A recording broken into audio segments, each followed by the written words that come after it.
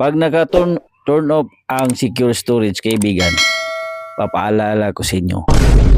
Ito yung mangyayari, kaibigan. Pag nagla-login ka sa ibang device, hindi mo makikita lahat ng mga gaano ba kahalaga itong turn off secure storage, kaibigan, doon sa ating messenger. So, magandang buhay sa atin mga kaibigan. Welcome sa ating pagtuturo. Bakit mahalaga naka-turn on itong secure storage sa ating messenger? So, kung bago pa lang sa ating mga pagtuturo, kaibigan, maaari bang pakiclick ang parubutan sa tabi ng pangalan ko para updated ka palagi sa ating mga videos, at pwede mo rin akong subscribe para personal mo kong ma-message sa group. So, kaibigan, ganito lang kahalaga ang pag-turn on ng secure storage. So, paano nga ba natin ito makita? So, i-open mo lang ang messenger. Tap mo itong tatlong line. Tap mo itong settings. Then, scroll up. So, talagang gawin mo to, kaibigan, para sa iyong security. Okay? So, hanapin mo dito ang end-to-end encrypted chats. So, tap mo itong message storage. So, ito yung sinasabi ko, turn off secure storage. Bakit nga ba kailangan i-turn on ito? So, depende na po sa atin. So, i-tap natin ito.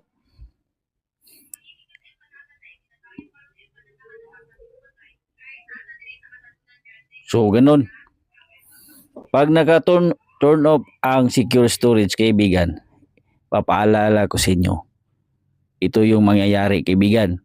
Pag nagla-login ka sa ibang device, hindi mo makikita lahat ng iyong mga sinisend na mga photos, mga videos, lahat na andun ay hindi mo makikita.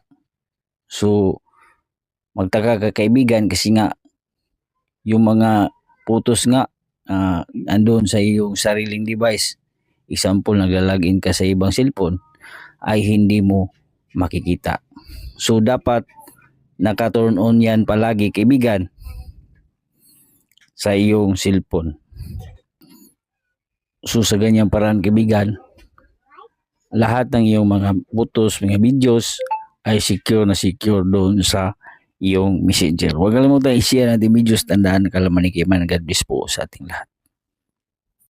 So, lalabas ang phone number, kaibigan. Ito pa yung number noong 2022. Paano makikita ang mga deleted contacts sa cellphone? Ito po yung luma at bagong deleted contacts sa ating cellphone. Makikita pa rin doon sa ating phone. Ang advantage nito, kaibigan, pwede mong ibalik ang mga deleted contacts kung sakaling hindi mo sinasadya itong i-delete. At ang disadvantage nito, kaibigan, malalaman nila ang mga dinelete mong contact na andon sa iyong phone. So, ito yung mga missed call o mga contact na hindi nila kakilala. Pwede nilang malalaman na may dinelete kang contact. Interesado ka, kaibigan, maaari bang pakiclick ang palubuton sa tabi ng pangalan ko para updated ka palagi sa ating video. So, tara, let's go. So, una mong gawin, kaibigan, ay i-share mo muna ang ating video, kaibigan, para marami na tayong mga kaibigan ang matulungan ng mga ganitong tutorial. So, isang like at share mo lang, kaibigan, masaya na po tayo. Salamat ka pala, kaibigan, sa shoutout sa inyo. So, puntahan mo lang ang Facebook, kaibigan, o kaya Facebook niya. So, i-open ang Facebook. So, itap mo lang itong tatlong lines babaw. Tap itong gear icon settings. I-search mo dito sa ibabaw ang, sundan mo lang ito, kaibigan, hanggang matapos. Itong access your information, at pag nakita mo, itap. So, mag-scroll up ka lang, itap mo itong personal information. Then scroll up ka lang uli. Itap mo itong your address box.